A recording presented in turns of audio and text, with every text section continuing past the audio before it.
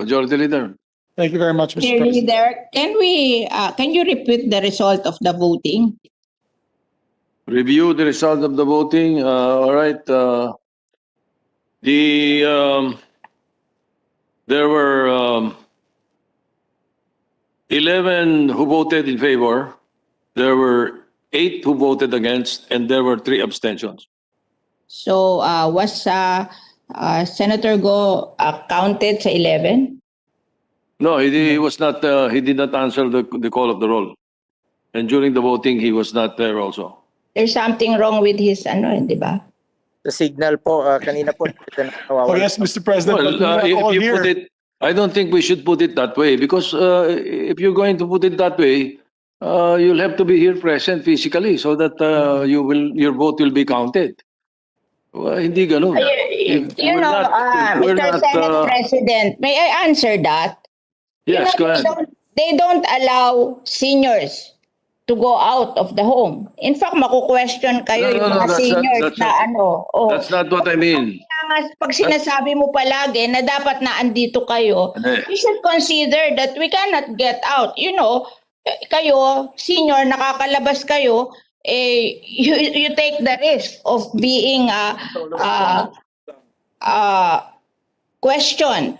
Because under the protocol, the seniors cannot go out of their homes. Your Honor, I was not pertaining to anyone except Senator Go. I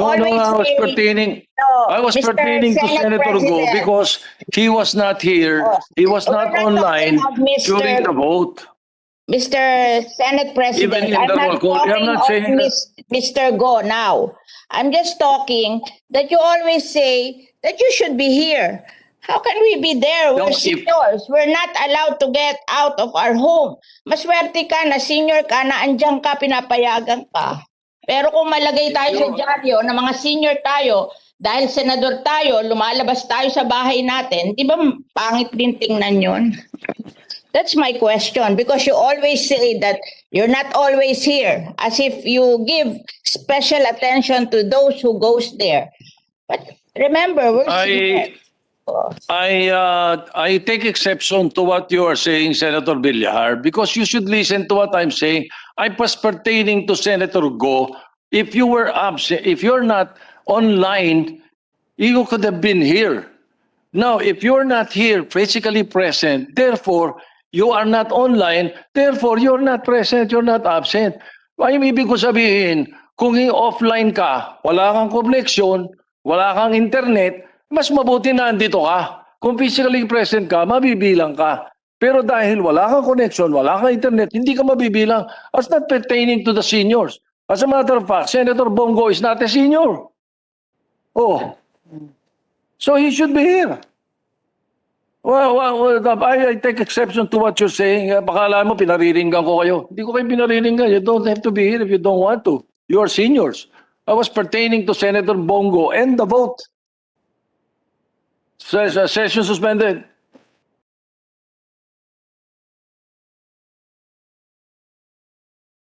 Mr. Senate President, Senator Villar. yeah, I'm sorry ha. Huwag ka magalit. Sorry. No, it's all right. I also would like to beg the indulgence of our colleagues, including Senator Villar, if I had to raise my voice a little because I wanted to be understood that I was explaining what I was explaining. Thank you. Thank you. All right, You're welcome. Senator. Yes. Thank you. Majority Leader. Thank you, Mr. President. Mr. President, after a very exciting and emotional afternoon, we discussed in the lounge that today we might have to adjourn early for our colleagues. Yes.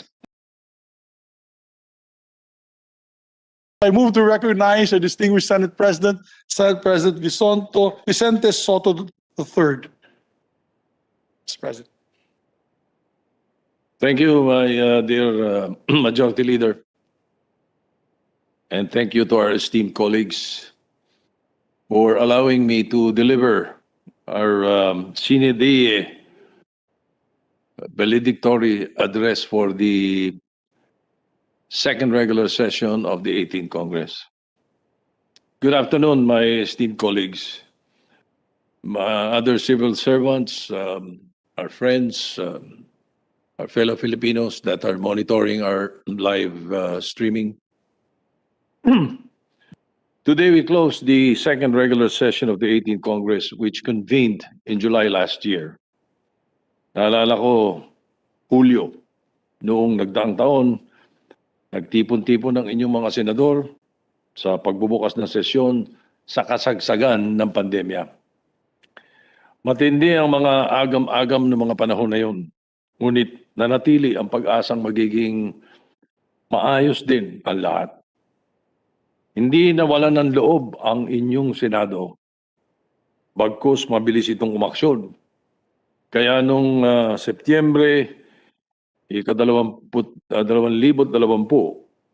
agad na naipasa ang batas na nagpapalawig sa naunang bayanihan na tinawag namang Bayanihan to Recover as One Act. Na nakatuon hindi lamang sa kalusugan ng bawat Pilipino, ngunit pati na rin sa muling pagbangon ng ekonomiya. Lumipas ang mga araw at pagdating ng mga unang buwan ng 2021, nakahinga tayo ng maluwag. Sa mga araw na yon, natukoy natin ang mga pangunahing hakbang para maging ligtas ang ating mga komunidad. Nagbigay ng mga ayuda ang mga iba't ibang sangay ng ating pamahalaan sa ating mga kababayan. Unting-unting nagluwag ang panuntunan ng kwarantenas. Umasa tayong lahat na kahit papano, makakabalik na sa trabaho ang marami sa atin na napanghawakan na natin ang pandemya. But when we thought we had a handle on this situation, when for a moment we saw the beginning of a silver lining, a spike of infections hit Metro Manila.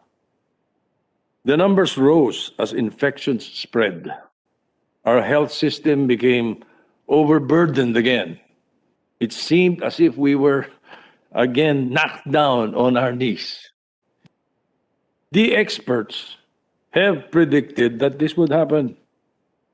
A pandemic cycle may involve waves of resurgence as communities wade into the web, or the ebb, I should say, the ebb and flow of quarantine restrictions.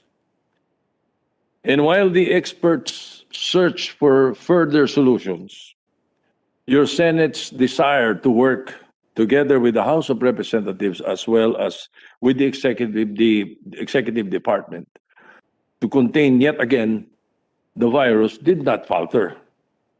Kaya naman maliban sa bayanihan laws, isinabatas na ng Senado noong Pebrero ng 2021 ang pagpopondo, agarang pagbili at paglalahad ng pamamaraan at proseso ng pagbabakuna. Isa itong critical na hakbang para mapangalagaan ang imunidad ng lahat. At sa huli ay manunumbalik ng normal ang lahat. In this regard, some people say that as a prediction based on science, the ensuing spike could not have been avoided. On the other hand, some people think that the government should have done more. I know that in difficult times, the blame game is easy to play. But I also know that it does not do the situation any good. Madali ang humanap ng sisi, ngunit saga ng akin, hindi ito nakakabuti. Nonetheless, I also believe that in moments of national crisis, our people expect more from their government. And therefore, it becomes the duty of us in the Senate to fulfill this expectation to the highest degree possible. Mga kababayan, Alam nating patuloy na binabago ng pandemya ang takbo ng ating mga buhay. Sabi ng mga siyentipiko, mananatili ang buhay kwarantenas habang hindi napipigil ang paglaganap ng virus. Alam nating nakasalalay hindi lamang sa isang sektor, kundi sa bawat isa sa atin ang masinop, maagap at maagang pagbangon ng ating bayan. Hindi kailanman nasa harap natin ang pagsubok sa ating tatag at pagkakaisa. Dahil sa panahon ng krisis, alam nating marami ang umaasa sa pamahalaan.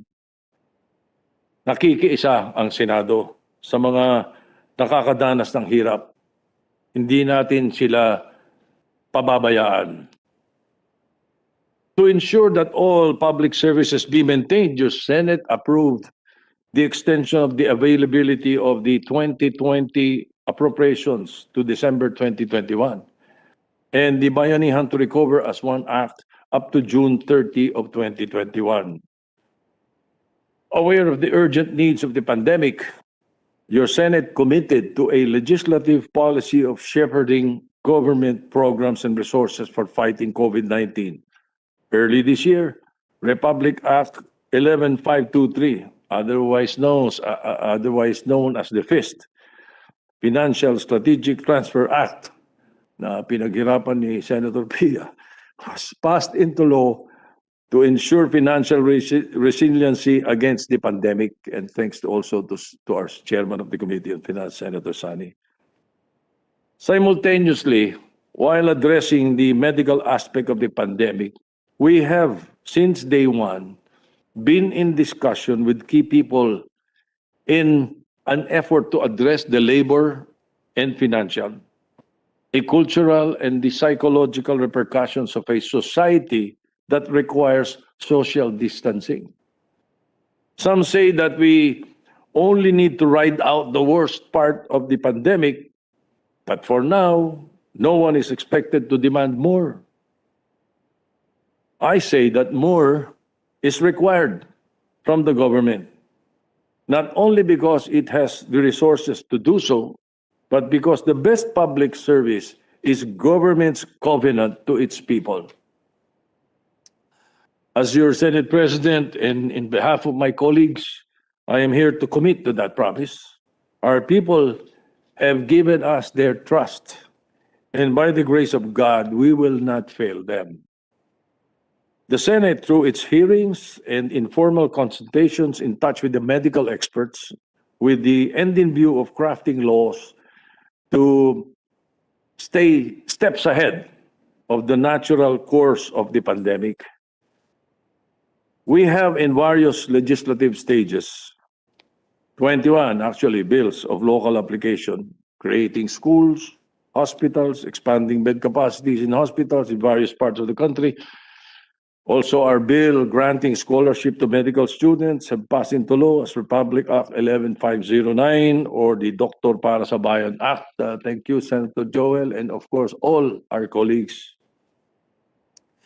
Through dialogue and business leaders and financial advisors, the Senate is also keeping track of the effect of the pandemic on the economic growth of the country. And in this connection, if I may, earlier, I called on the IATF and DOH to possibly remove the 14-day quarantine on fully vaccinated persons entering the Philippines as long as health standards are followed. Why do we fully vaccinate people if they have to still do the 2-week quarantine when traveling to the Philippines? It doesn't make sense. It defeats the purpose of vaccinating so we can open the economy. Vaccinated investors won't be enticed to come because they have to quarantine. Even even Filipinos who are already vaccinated are having second thoughts of coming back. Anyway, to continue, we have legislated and continue to legislate on improving financial benefits to medical workers and easing tax incidence on businesses. We have passed a law to suspend for a certain period the increases in the contributions in the Social Security system. The passing of the Corporate Recovery and Tax Incentives for Enterprises Act, or the CREATE, for example, grants tax relief for companies in the red. Your Senate also worked in amending the Retail Trade Liberalization Law, which is now pending in the Bicameral Conference Committee. We have, up to this time, been in the process of discussing the Public Service Act, of which we hope to continue today. Nais ko po rin ba sanang ibahagi sa ating mga kababayan na maliban sa mga pang-medical at pang-ekonomiyang usapin, nakikipag-ugnayan din po ang inyong Senado sa mga dalubhasa sa psikolohiya upang tapatan ng lunas ang lungkot na dala ng social distancing at iba pang dagok sa ating buhay. We hope to reach out and look towards our cultural agencies to fill the void by lifting our national spirit. There are other laws that your Senate passed in the second regular session of the Congress. For brevity of this speech, may I just ask the Secretariat to insert into the records the list.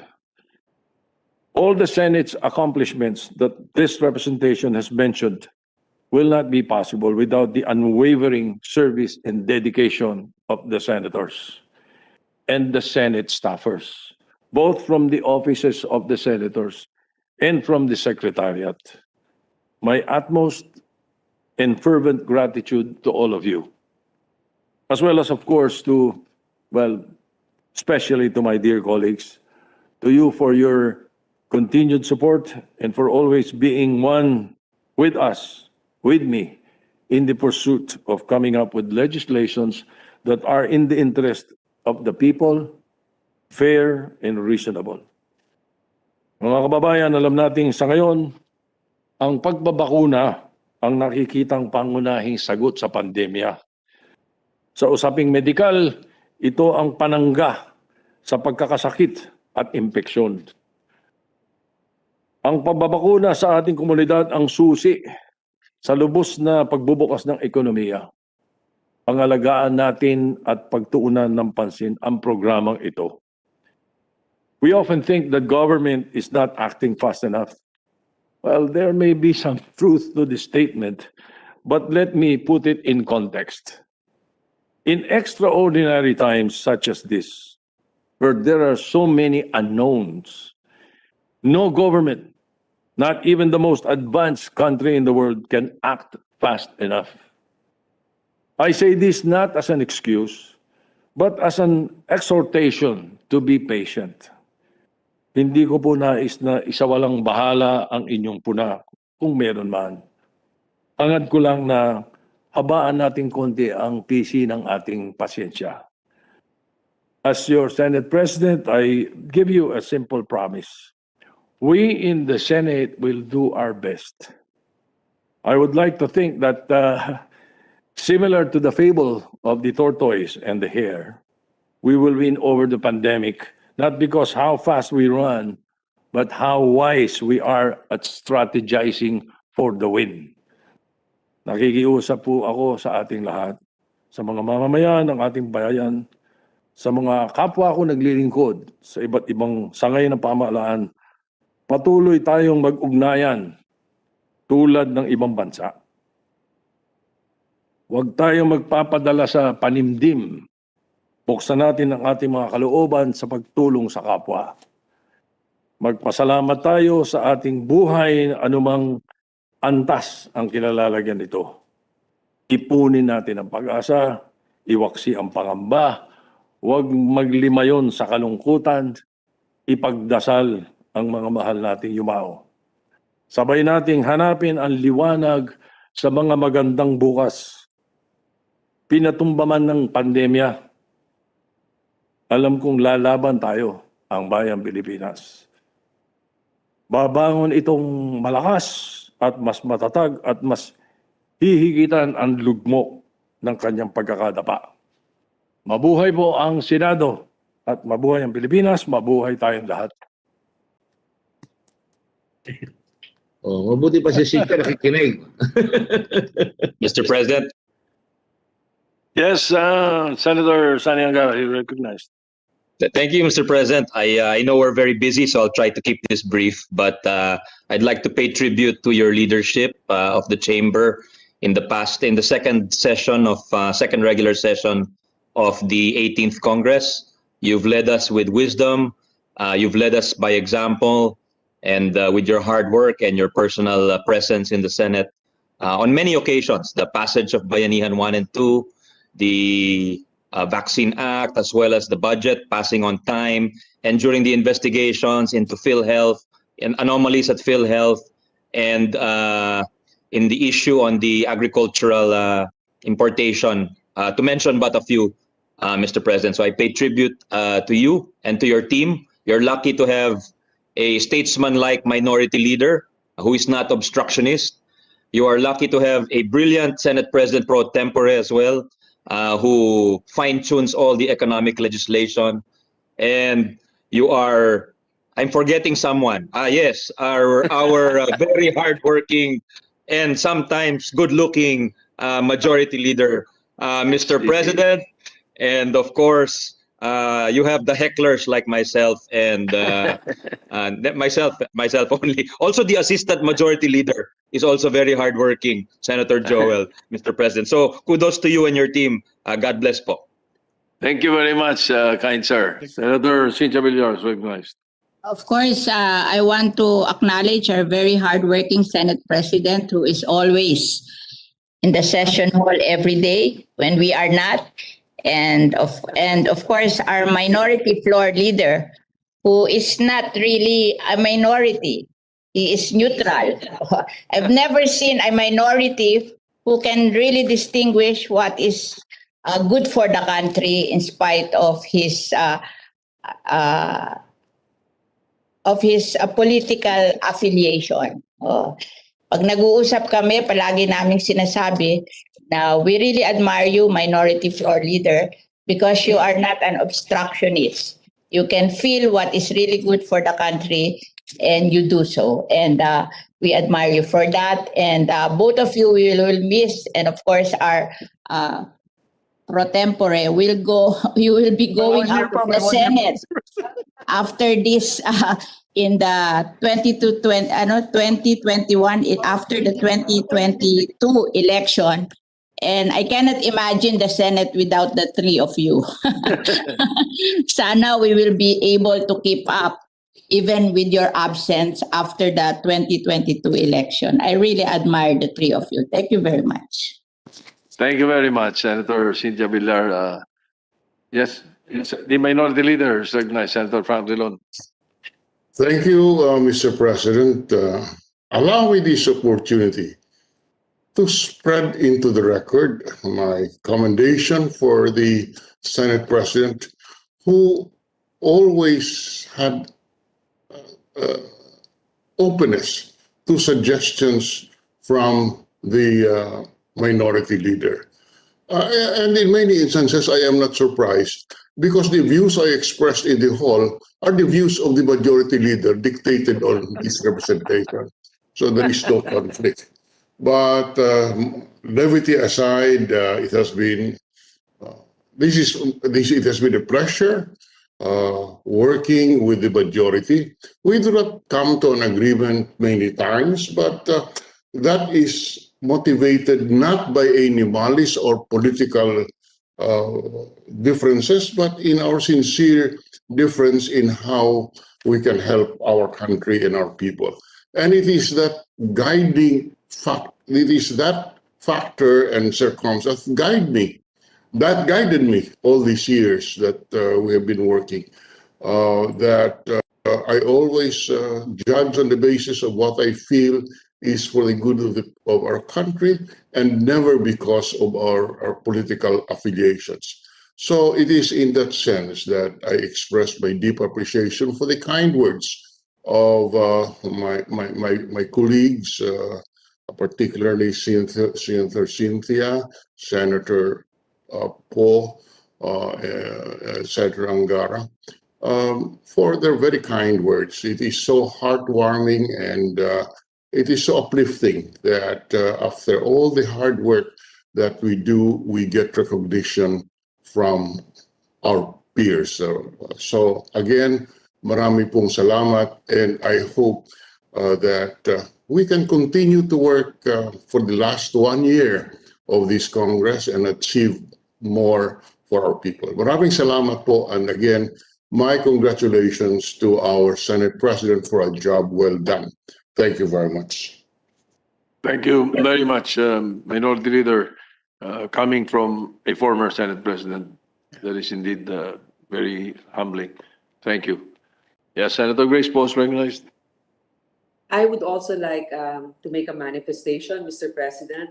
I would like to thank Go ahead. our consensus building Senate President Sotto for standing up for the institution of the Senate so many times, for your courage to do that, to sometimes speak against what is merely popular in order to assert the integrity of the Senate and the senators.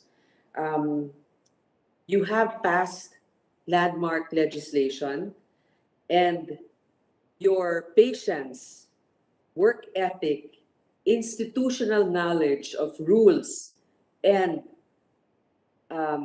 laws are actually very remarkable. Thank you for being like a father to all of us. We enjoy most your sense of humor and your kindness. We know how you mediate tampuhans and fights in the Senate by being very fair and neutral, and we appreciate that. And of course, we also thank our amiable and sometimes bolero majority leader who leads us on to believe that it's our turn already, but then actually it's not. But then that's how laws get passed, is because we never lose hope, and our majority leader always gives us a sense of optimism that it can be done when actually it can drag on for weeks before it will actually be given a part in the agenda. So, Mr. President, I'd also like to thank our constructive and very mentoring minority leader. Certainly, I don't know how the Senate will be without his legal mind that guides us all the time from both sides of the political aisle.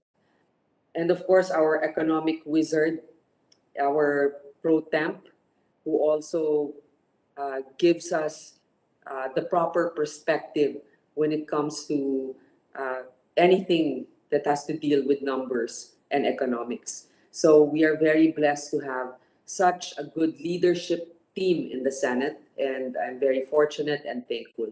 Salamat po. Thank you, Senator Grace Post. Yes. Maraming salamat, Mr. President. To the kind words given to me by Senator Grace po, may konting hugot po yun. Kaya uunahin natin siya. Ihulog na konti. Senator Grace today. Yes, Mr. President.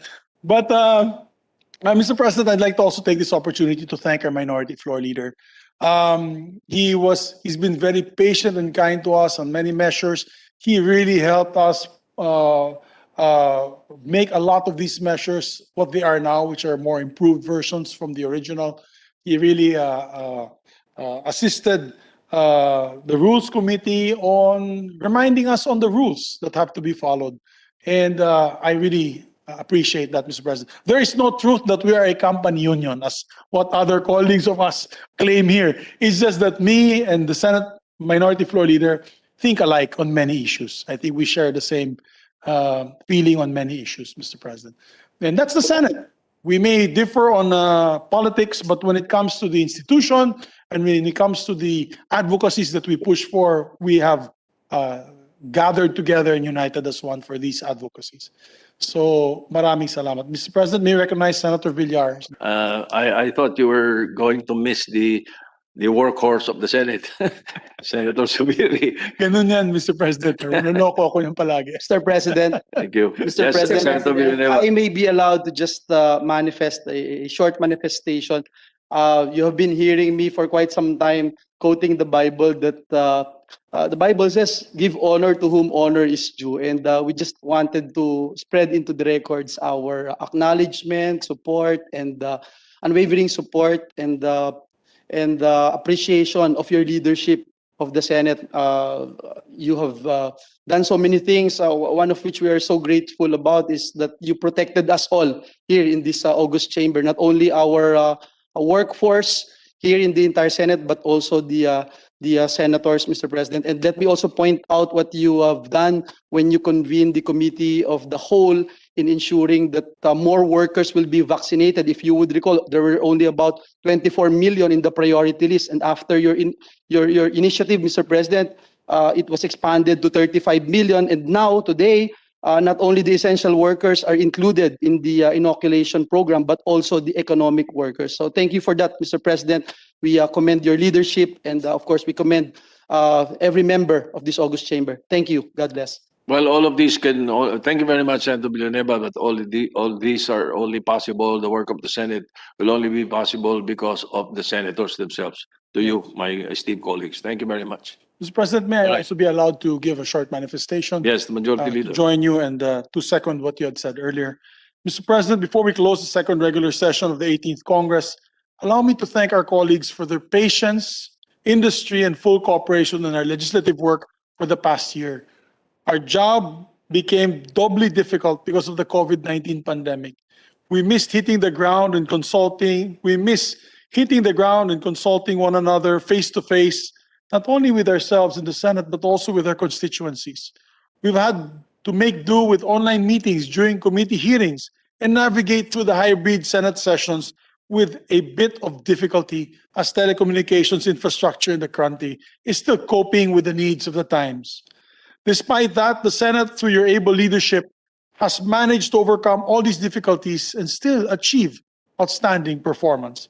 I'm very proud to report to the body and to the public the Senate performance for the second regular session of the 18th Congress, covering our plenary sessions from July 27, 2020 to today, June 3, 2021. For the second regular session, Mr. President, my dear colleagues, we have seen the passage of an outstanding 72 bills into Republic Acts, as you mentioned earlier, Mr. President. Many of these are COVID response measures. Republic Act 11494, the Bayanihan 2, which we passed extending the availability of appropriations. But we also passed a law extending Bayanihan 2 to continue our COVID recovery efforts. The sponsor of this was Senator Sani Angara, and the author, Senator Marcos, Angara, Recto, Sotto, myself, Cayetano, Villar, and many other senators. We have also Republic Act 11517. This is an act expediting the process of national and local permits, licenses, and certifications in times of national emergency. This is in reaction to the President's request to speed up the processes, being able to bring in vaccines and other equipment needed for our emergency services and our frontline workers. Mr. President, we passed 11548, Republic Act 11548, amending the Social Security Act, deferring the SSS contributions in times of national emergency, sponsor of which was no other than Senator Richard Gordon, Mr. President, and many other colleagues of ours as authors.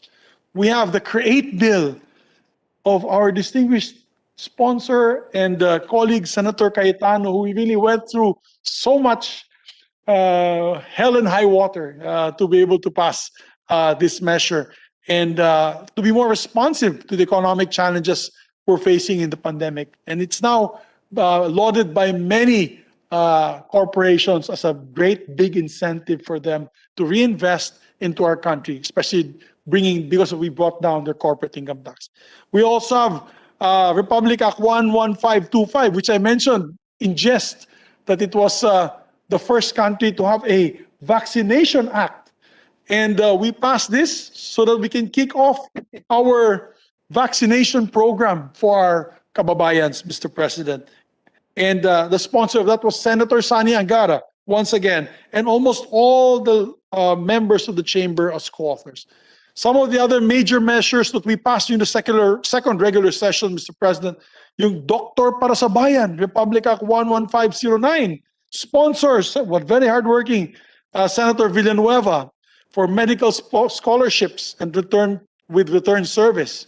And again, too many authors to mention, but almost all the members of this chamber. We have the Alternative Learning Systems Act, 11510, for out-of-school children and even adults. Sponsor Senator Sherwin Gatchalian of the great city of Valenzuela.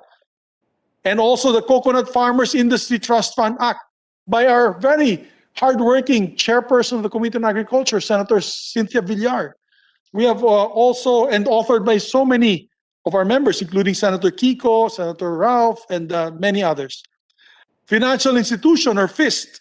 This is the Financial Institution Strategic Transfer, or FIST Act, Republic Act 11523, sponsored by Senator Grace Poe, Mr. President. And the Labor Education Act, once again sponsored by Senator Villanueva.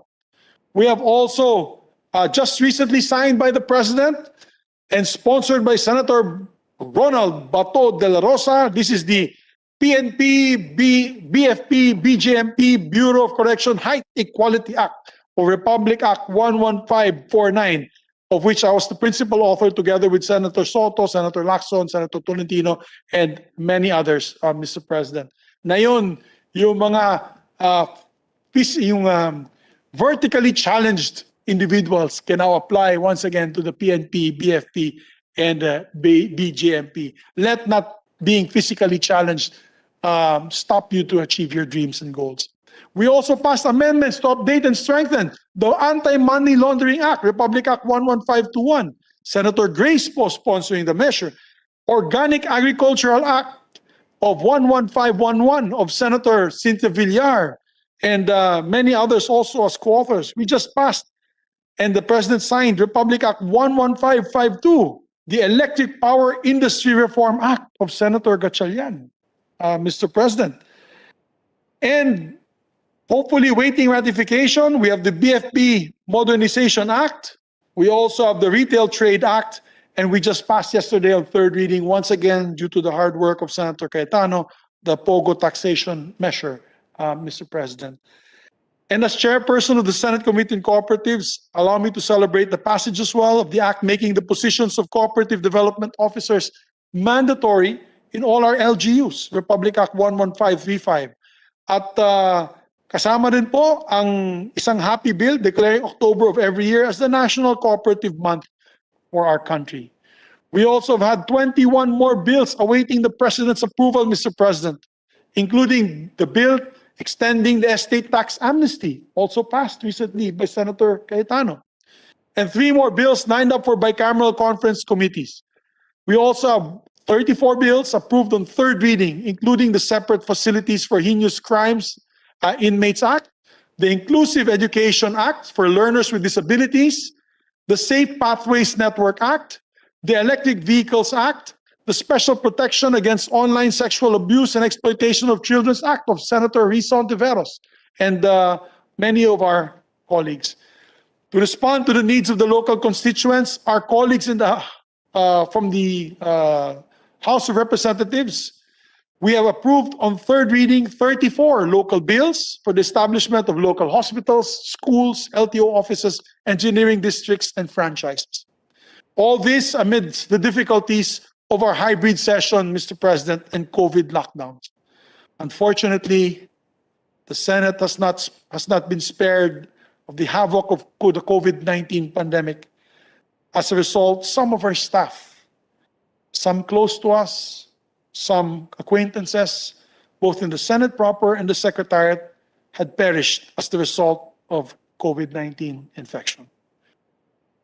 We'd like to dedicate all these measures to them, to this second regular session.